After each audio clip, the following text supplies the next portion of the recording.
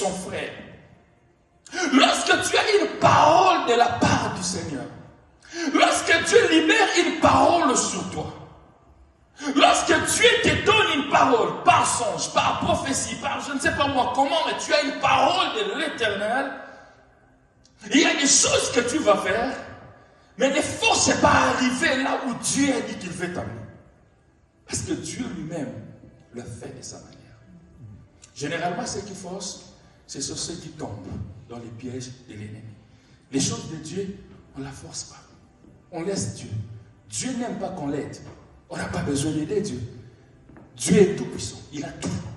Il n'a pas besoin de ton aide. À moins qu'il te demande de lui-même, fais ça. Mais s'il ne te demande pas, fais ce que toi tu peux faire. Laisse Dieu faire le reste.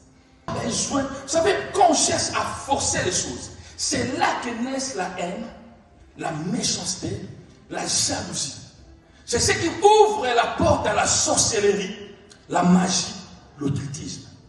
Parce que tu veux te faire voir. Je veux atteindre ce niveau, je veux. Lorsque Dieu dit, on reste calme et on reste dans la prière.